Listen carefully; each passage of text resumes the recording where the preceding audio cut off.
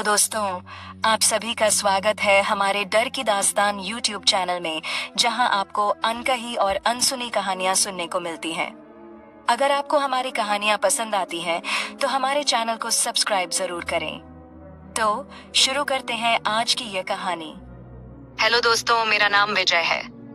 मैं महाराष्ट्र के एक शहर का रहने वाला हूँ।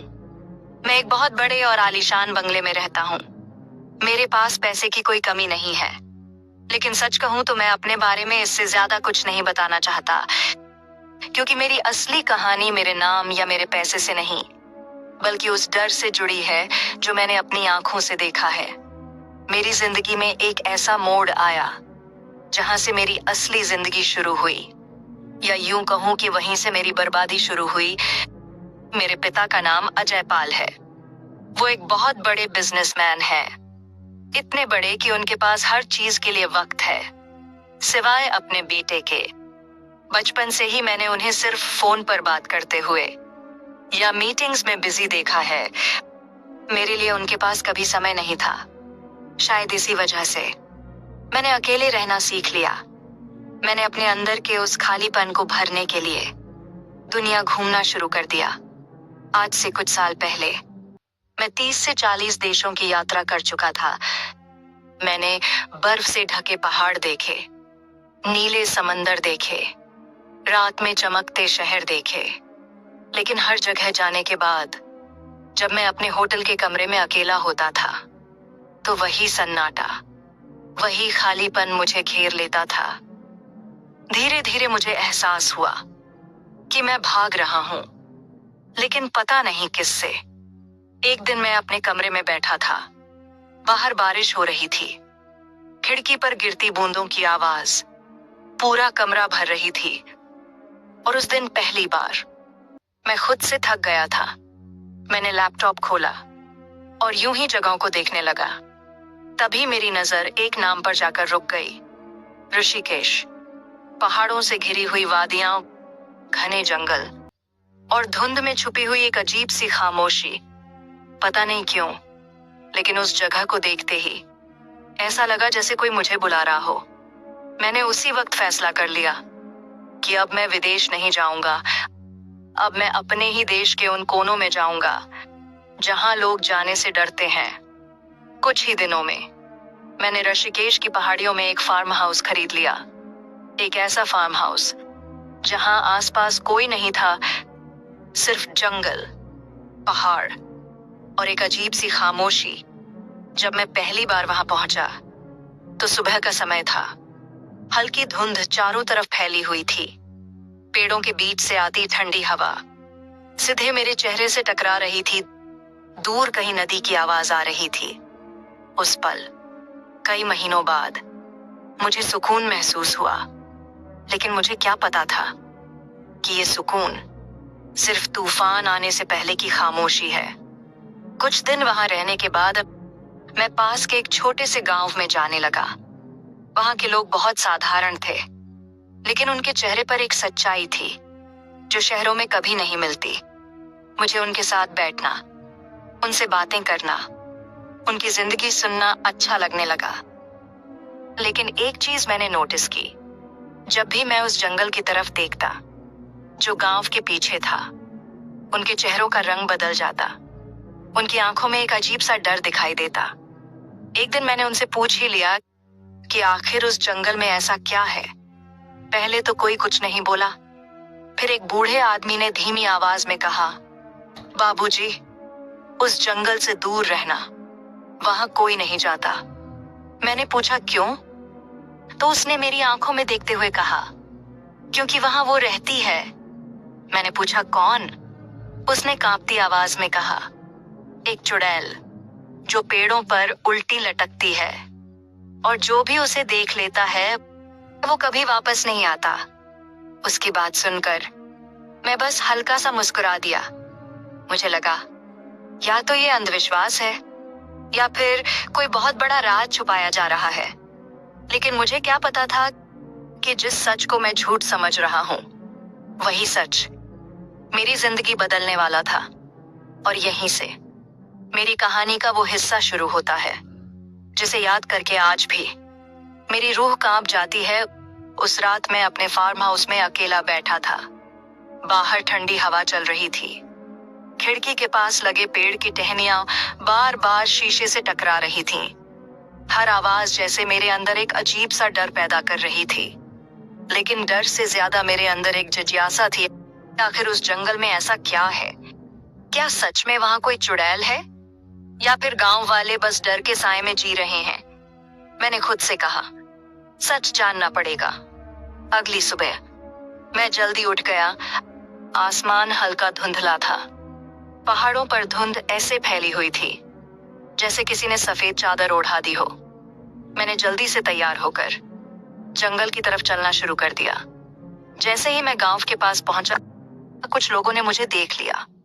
उनकी नजरें अचानक बदल गईं। एक आदमी मेरे पास आया और बोला, बाबूजी, आप उधर मत जाइए। मैंने मुस्कुराते हुए कहा, बस थोड़ा सा घूमने जा रहा हूं। वो बोला, नहीं बाबूजी, वहां जाना ठीक नहीं है। मैंने पूछा, क्या तुमने कभी उसे देखा है?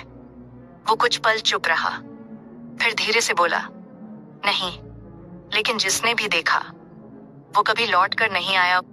उसकी बात सुनकर भी मैं नहीं रुका। मैं आगे बढ़ता गया।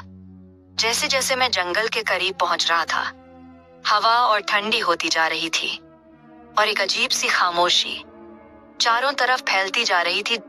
जंगल के अंदर कदम रखते ही ऐसा लगा जैसे दुनिया अचानक बदल गई हो।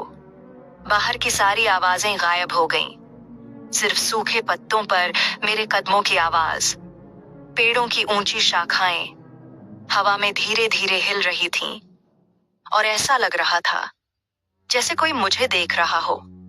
मैंने पीछे मुड़कर देखा, लेकिन वहां कोई नहीं था। मैं थोड़ा और अंदर गया।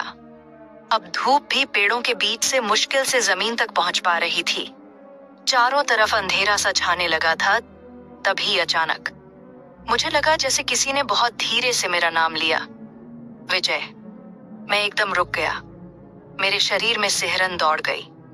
मैंने चारों तरफ देखा, कोई नहीं था। मैंने सोचा शायद मेरा वहम है, लेकिन तभी हवा का एक तेज झोंका आया और पेड़ों की टहनियां जोर जोर से हिलने लगीं। और तभी मेरी नजर सामने पड़ी। एक पेड़ के पास कोई खड़ा था। मैंने ध्यान से देखा तो वो एक लड़की थी, लगभग 20 या 21 साल की। लंबे काले बाल, सफेद कपड़े और चेहरे पर एक अजीब सी शांति। वो मुझे ही देख रही थी। मेरे कदम अपने आप उसकी तरफ बढ़ने लगे, जैसे कोई मुझे खींच रहा हो। मैं उसके सामने जाकर रुक गया। मैंने पूछा, तुम यहाँ क्या कर रही हो? वो हल्का सा मुस्कुराई और बोली, मैं यहीं रहती हूँ। उसकी आवाज बहुत धीमी थी, लेकिन उसमें एक अजीब सा सुकून था। मैंने पूछा, तुम्हारा नाम क्या है? वो कुछ पल चुप रही, फिर बोली, नाम जानकर क्या करोगे? मुझे उसकी बात अजीब लगी, लेकिन फिर भी मैं उसके साथ वहीं बैठ गया। हम बातें करने लगे। समय कैसे बीत रहा था मुझे पता ही नहीं चला। उसकी बातें, उसकी आवाज, उसकी आंखें, सब कुछ इतना अलग था कि मैं बस उसे सुनता ही रह गया। कुछ देर बाद अचानक मुझे एहसास हुआ कि शाम हो चुकी है। जंगल और भी अंधेरा हो गया था। मैं घबरा गया। मैंने जल्दी से उठकर कहा, मुझे अब जाना होगा। वो बस मुझे देखती रही और फिर हल्का सा मुस्कुरा दी। मैं वापस मुड़ गया, लेकिन जैसे ही मैं कुछ कदम आगे बढ़ा, मुझे फिर से वही एहसास हुआ जैसे कोई मुझे देख रहा हो। मैंने पीछे मुड़कर देखा। वो अभी भी वहीं खड़ी थी और मुझे ही देख रही थी। उसकी आंखों में कुछ अजीब था, कुछ ऐसा जो मुझे समझ नहीं आया। मैं जल्दी जल्दी वहां से निकल गया। जब मैं जंगल से बाहर आया तो ऐसा लगा जैसे मैंने फिर से सांस ली हो, जैसे अभी तक मैं किसी और दुनिया में था। मैं सीधे अपने फार्म हाउस पहुंच गया, लेकिन उस रात मैं सो नहीं पाया। बार बार वही चेहरा, वही आवाज मेरे दिमाग में घूम रही थी। वो लड़की कौन थी? वो उस जंगल में अकेली क्या कर रही थी? और सबसे बड़ी बात, मुझे उसके पास इतना सुकून क्यों मिला? उस रात मैंने एक फैसला किया कि मैं अगले दिन फिर से उस जंगल में जाऊंगा, और इस बार मैं उस लड़की के बारे में सब कुछ जानकर ही वापस आऊंगा। अगली सुबह मेरी आंख बहुत जल्दी खुल गई। नींद तो जैसे आई ही नहीं थी। पूरी रात मैं बस उसी के बारे में सोचता रहा। उसकी आवाज, उसकी मुस्कान, उसकी आंखें, जैसे वो मेरे दिमाग में नहीं बल्कि मेरे अंदर कहीं बस गई हो। मैं जल्दी से उठा और बिना ज्यादा सोचे सीधे जंगल की तरफ निकल पड़ा। जैसे ही मैं गांव के पास पहुंचा, कुछ लोगों ने मुझे देख लिया। उनके चेहरे पर फिर वही डर साफ दिखाई दे रहा था। एक बुजुर्ग आदमी मेरे पास आया। उसकी आवाज हल्की कांप रही थी। बाबूजी, आप फिर उधर जा रहे हैं? मैंने इस बार बिना रुके कहा। हाँ, बस थोड़ी दूर तक। वो बोला, मत जाइए, वहां कुछ ठीक नहीं है। मैंने उसकी आंखों में देखा और कहा, मैं संभाल लूंगा। और बिना पीछे देखे मैं आगे बढ़ गया। जैसे ही मैं जंगल के अंदर पहुंचा, वही ठंडी हवा, वही सन्नाटा, वही अजीब सा एहसास। लेकिन इस बार मुझे डर नहीं लग रहा था, क्योंकि मैं जानता था वो वहां है। मैं इधर उधर उसे ढूंढने लगा, पेड़ों के बीच, झाड़ियों के पास, हर तरफ नजर दौड़ाई, लेकिन वो कहीं नहीं दिखी। मेरे दिल की धड़कन तेज होने लगी। मैंने धीरे से आवाज लगाई, सुनो। कोई जवाब नहीं आया। मैंने फिर से आवाज दी, तुम कहाँ हो? अचानक मेरे पीछे से एक धीमी आवाज आई, तुम मुझे ढूंढ रहे हो? मैं एकदम पलटा और वो मेरे ठीक पीछे खड़ी थी। इस बार मैं थोड़ा चौंक गया, लेकिन उसके चेहरे पर वही शांति थी, वही हल्की मुस्कान। मैंने राहत की सांस ली। मैंने कहा, हाँ, मैं तुम्हें ही ढूंढ रहा था। वो बोली, क्यों? मैं कुछ पल चुप रहा, फिर बोला, पता नहीं, बस तुमसे बात करने का मन था। वो हल्का सा मुस्कुराई और पास के एक पत्थर पर बैठ गई। मैं भी उसके पास बैठ गया। आज हमारी बातें और लंबी चली। मैंने उससे उसके बारे में पूछा। वो धीरे धीरे बताने लगी, मेरा नाम अनन्या है, मैं यहीं रहती हूँ, जंगल के पीछे एक छोटी सी झोपड़ी में। मैंने पूछा, गांव में क्यों नहीं रहती? तो उसकी आंखों में एक पल के लिए उदासी छा गई। वो बोली, गांव वाले मुझसे नफरत करते हैं। मैंने फिर पूछा, क्यों? वो कुछ देर चुप रही, फिर बोली, शायद उन्हें मैं पसंद नहीं हूं, या शायद वो मुझसे डरते हैं। उसकी बात सुनकर मुझे उसके लिए बुरा लगा। मैंने कहा, तुम अकेली रहती हो यहाँ? वो बोली, हाँ, इस दुनिया में मेरा कोई नहीं है। उसकी आवाज में इतना दर्द था कि मेरे दिल में कुछ चुभ गया। मुझे लगा जैसे वो सच में बहुत अकेली है, शायद मुझसे भी ज्यादा। हम दोनों काफी देर तक बातें करते रहे, कभी हंसी, कभी खामोशी, कभी उसकी बातें, कभी मेरी। समय जैसे रुक सा गया था, लेकिन तभी अचानक मुझे एहसास हुआ कि आज फिर शाम होने लगी है, और इस बार जंगल पहले से ज्यादा डरावना लग रहा था। मैंने उठते हुए कहा, मुझे अब जाना होगा। वो चुपचाप मुझे देखती रही, फिर धीरे से बोली, तुम फिर आओगे? मैंने बिना सोचे कहा, हाँ। वो हल्का सा मुस्कुराई, और उस मुस्कान में कुछ ऐसा था जिसे मैं समझ नहीं पाया। मैं वापस मुड़ गया, लेकिन इस बार मेरे कदम भारी थे, जैसे मैं वहां से जाना ही नहीं चाहता था। जब मैं जंगल से बाहर निकला, तो गांव के कुछ लोग दूर खड़े मुझे देख रहे थे। उनकी आंखों में डर था और शायद चिंता भी, लेकिन मैं बिना रुके सीधे अपने फार्म हाउस पहुंच गया। उस रात मैं पहले से ज्यादा बेचैन था। अब ये सिर्फ जिज्ञासा नहीं रही थी, अब मुझे उसकी आदत होने लगी थी। मैं बार बार खुद से पूछ रहा था, आखिर वो कौन है? क्यों गांव वाले उससे डरते हैं? और सबसे अजीब बात, जब वो मेरे पीछे खड़ी थी, मुझे उसकी आहट क्यों नहीं हुई? उस रात मैंने एक और फैसला किया कि अब मैं रोज उससे मिलने जाऊंगा। चाहे कुछ भी हो जाए, मुझे उससे मिलना है। मुझे उसके बारे में जानना है और शायद मुझे ये भी जानना है कि वो मुझे अपनी तरफ इतना खींच क्यों रही है। अगले दिन मैं बिना किसी झिझक के सीधे जंगल की तरफ निकल पड़ा। अब ये मेरे लिए कोई नई जगह नहीं रही थी, लेकिन फिर भी हर बार वहां जाते ही एक अजीब सी सिहरन मेरे शरीर में दौड़ जाती थी। गांव वाले मुझे देखते और इस बार उनकी आंखों में सिर्फ डर नहीं बल्कि बेचैनी भी थी। एक औरत ने दूर से ही आवाज लगाई, बाबूजी मत जाइए, वो आपको भी नहीं छोड़ेगी। मैंने उसकी बात अनसुनी कर दी। अब मेरे अंदर कुछ बदल चुका था। मैं जानता था मैं किसके पास जा रहा हूं और क्यों जा रहा हूं। जंगल के अंदर कदम रखते ही वही सूखे पत्तों की आवाज, हवा की सरसराहट, पेड़ों की झुकी हुई टहनियां। लेकिन अब इन सब के बीच मुझे उसका इंतजार था। मैं उसी जगह पहुंचा जहां हम कल बैठे थे। कुछ देर तक वो नहीं दिखी। मेरा दिल धीरे धीरे तेज धड़कने लगा। मैंने आवाज दी, अनन्या। कुछ पल सन्नाटा रहा, फिर पीछे से वही धीमी आवाज, तुम आ गए। मैं मुड़ा और वो वहां खड़ी थी। आज उसके चेहरे पर एक अलग सी मुस्कान थी, जैसे उसे पहले से पता था कि मैं आऊंगा। मैं उसके पास गया और बिना कुछ कहे उसके पास बैठ गया। वो बोली, तुम रोज आने लगे हो? मैंने हल्की सी मुस्कान के साथ कहा, हाँ शायद। वो बोली, शायद या पक्का? मैंने उसकी आंखों में देखते हुए कहा, पक्का। वो कुछ पल मुझे देखती रही, फिर नजरें झुका ली। उस दिन हम पहले से ज्यादा करीब बैठे। हमने बहुत सारी बातें की।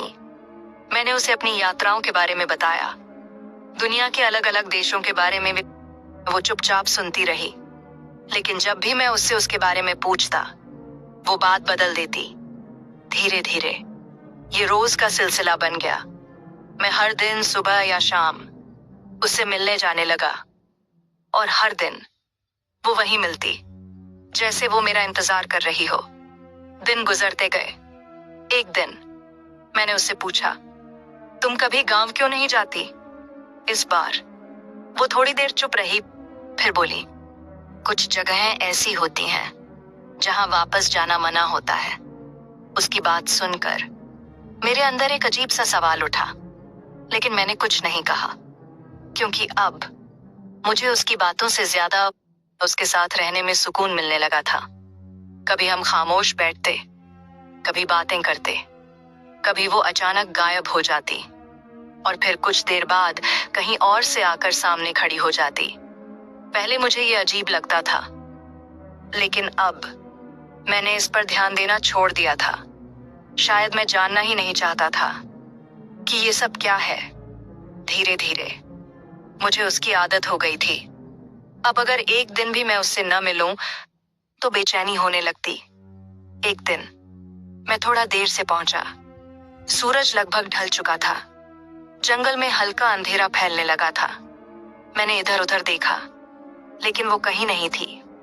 मेरे दिल की धड़कन तेज हो गई। मैंने आवाज दी, अनन्या। कोई जवाब नहीं। मैं और अंदर जाने लगा। तभी अचानक मुझे लगा जैसे कोई मेरे बहुत करीब से गुजरा, लेकिन वहां कोई नहीं था। हवा अचानक ठंडी हो गई और पेड़ों की टहनियां जोर से हिलने लगी। मैं थोड़ा घबरा गया। मैं वापस मुड़ने ही वाला था, तभी अचानक वो मेरे सामने आ गई। इतनी अचानक कि मैं पीछे हट गया। वो मुझे देख रही थी, लेकिन इस बार उसकी आंखों में वो सुकून नहीं था। कुछ और था, कुछ ऐसा जो मुझे समझ नहीं आया। मैंने घबराकर पूछा, क्या हुआ? वो कुछ पल चुप रही, फिर धीरे से बोली, विजय, अगर मैं वैसी नहीं हूं जैसी तुम मुझे समझते हो, तो क्या तुम फिर भी मुझसे मिलने आओगे? उसकी बात सुनकर मैं एक पल के लिए चुप रह गया, लेकिन फिर मैंने बिना सोचे कहा, हाँ। वो मुझे देखती रही और इस बार उसकी आंखों में हल्की सी चमक थी, लेकिन उस चमक के पीछे कुछ छुपा हुआ था, कुछ बहुत गहरा और शायद कुछ बहुत खतरनाक। उस दिन जब मैं वापस लौटा तो मेरे दिमाग में सिर्फ उसकी वही बात घूम रही थी। अगर मैं वैसी नहीं हूं तो वो क्या छुपा रही है और क्यों? मुझे ये एहसास होने लगा था कि मैं जिस रास्ते पर चल पड़ा हूं वो रास्ता अब मुझे कहीं बहुत अंधेरे में ले जाने वाला है। उस रात मैं बिल्कुल भी सो नहीं पाया। बार बार उसकी वही बात मेरे दिमाग में गूंज रही थी। अगर मैं वैसी नहीं हूं जैसी तुम मुझे समझते हो तो क्या तुम फिर भी मुझसे मिलने आओगे? ये सवाल सिर्फ एक सवाल नहीं था, जैसे वो मुझे किसी सच्चाई के लिए तैयार कर रही थी। एक ऐसी सच्चाई जिसे शायद मैं सुनना नहीं चाहता था, लेकिन अब मैं खुद को रोक नहीं सकता था। अगले दिन मैं पहले से भी जल्दी जंगल की तरफ निकल पड़ा।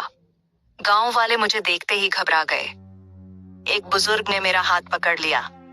बाबूजी, अब भी वक्त है, वापस लौट जाइए। मैंने उसका हाथ धीरे से छुड़ाया और कहा, अब बहुत देर हो चुकी है। मैं बिना पीछे देखे सीधे जंगल के अंदर चला गया। आज जंगल कुछ अलग लग रहा था। हवा पहले से ज्यादा ठंडी थी और सन्नाटा पहले से ज्यादा गहरा, जैसे पूरा जंगल आज किसी इंतजार में हो। मैं उसी जगह पहुंचा जहां हम रोज मिलते थे। वो पहले से ही वहां मौजूद थी, लेकिन आज वो कुछ अलग लग रही थी। उसका चेहरा शांत था, लेकिन आंखों में एक अजीब सी बेचैनी थी। मैं उसके पास गया और धीरे से पूछा, क्या बात है? वो कुछ पल चुप रही, फिर बोली, विजय, आज मैं तुम्हें कुछ दिखाना चाहती हूँ। मेरे दिल की धड़कन तेज हो गई। मैंने बिना सोचे कहा, क्या? वो बोली, सच। उस एक शब्द ने मेरे अंदर एक अजीब सी घबराहट भर दी, लेकिन फिर भी मैं वहीं खड़ा रहा। वो धीरे धीरे मेरे पास आई और बोली, डरो मत, जो भी देखोगे वो मैं ही हूं। इतना कहकर वो अचानक पीछे हट गई और तभी हवा एकदम से तेज चलने लगी। पेड़ जोर जोर से हिलने लगे। मेरे कानों में एक अजीब सी आवाज गूंजने लगी, जैसे कोई बहुत दूर से चीख रहा हो। और फिर मैंने जो देखा, उसे देखकर मेरी सांस रुक गई। उसका खूबसूरत चेहरा धीरे धीरे बदलने लगा। उसकी त्वचा सड़ने लगी, आंखें अंदर धंस गईं, बाल सफेद और उलझे हुए हो गए। उसका शरीर एक कंकाल जैसा दिखने लगा। लटकी हुई खाल, फटे हुए कपड़े और उसके शरीर से एक इतनी भयानक गंध आने लगी कि मेरा सिर चकराने लगा। मैं पीछे हट गया। मेरे पैर कांप रहे थे। मेरे मुंह से आवाज तक नहीं निकल रही थी। वो अब मेरे सामने एक भयानक दायन के रूप में खड़ी थी। उसकी आवाज भारी और डरावनी हो चुकी थी। मैं दायन हूं। उसकी ये बात सुनते ही मेरा दिल जैसे रुक गया। मैंने डर के मारे पीछे हटना शुरू कर दिया, लेकिन मेरे पैर जैसे जमीन में जकड़ गए थे। कुछ पल बाद वो फिर से बदलने लगी और धीरे धीरे वापस अपने उसी खूबसूरत रूप में आ गई, जैसे कुछ हुआ ही ना हो। लेकिन मैं जान चुका था कि ये सब सच है। वो धीरे से बोली, मैं ऐसी पैदा नहीं हुई थी। मुझे श्राप मिला था सैकड़ों साल पहले। मैंने कांपती आवाज में पूछा, कितने साल? वो बोली, 600 या शायद उससे भी ज्यादा। मैं ये सुनकर पूरी तरह से हिल गया। मेरे दिमाग ने जैसे काम करना बंद कर दिया। मैंने उसे देखा। वो अब भी वही खूबसूरत लड़की थी, लेकिन अब उसके पीछे छुपा सच मैं देख चुका था। वो बोली, मैं इस जंगल से बंधी हुई हूं। मैं चाहकर भी यहां से जा नहीं सकती। मैंने कई लोगों को मारा है, लेकिन सिर्फ उन्हीं जो बुरे थे, जिनके दिल में पाप था। जब तुम आए तो मैंने तुम्हें भी परखा, लेकिन तुम्हारे अंदर मुझे कुछ भी गलत नहीं मिला। इसलिए मैंने तुम्हें छोड़ा। उसकी हर बात मेरे दिमाग में गूंज रही थी। मैं डर चुका था, बहुत ज्यादा डर चुका था। मैंने एक कदम पीछे लिया, फिर दूसरा, और अचानक मैं मुड़ा और भागने लगा पेड़ों के बीच, पत्तों पर फिसलता हुआ। मैं बिना पीछे देखे भागता रहा जब तक कि मैं जंगल से बाहर नहीं निकल गया। मैं सीधे अपने फार्म हाउस पहुंचा। मेरी सांसें तेज चल रही थीं। दिल इतनी जोर से धड़क रहा था जैसे सीने से बाहर आ जाएगा। उस रात मैंने खुद को कमरे में बंद कर लिया। मैं कांप रहा था। मेरे दिमाग में बार बार वही भयानक चेहरा आ रहा था। मैंने खुद से कहा, मुझे अब वहां कभी नहीं जाना, कभी नहीं।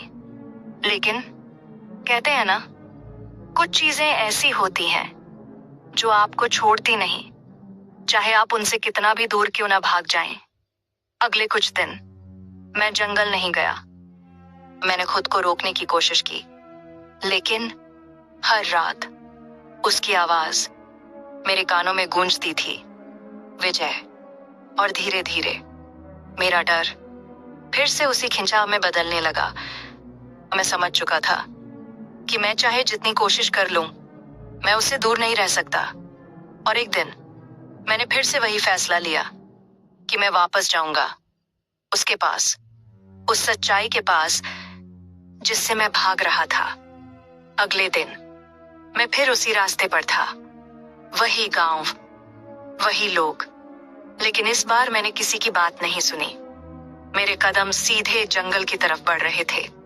जंगल में घुसते ही वही ठंडी हवा, वही सन्नाटा। लेकिन इस बार मेरे अंदर डर कम और एक अजीब सा हौसला ज्यादा था। मैं उसी जगह पहुंचा। अनन्या वहां खड़ी थी, जैसे वो जानती थी कि मैं वापस आऊंगा। मैं उसके पास गया। कुछ पल हम दोनों चुप रहे। फिर मैंने कहा, मैं भागा था, लेकिन अब नहीं भागूंगा। वो मुझे देखती रही।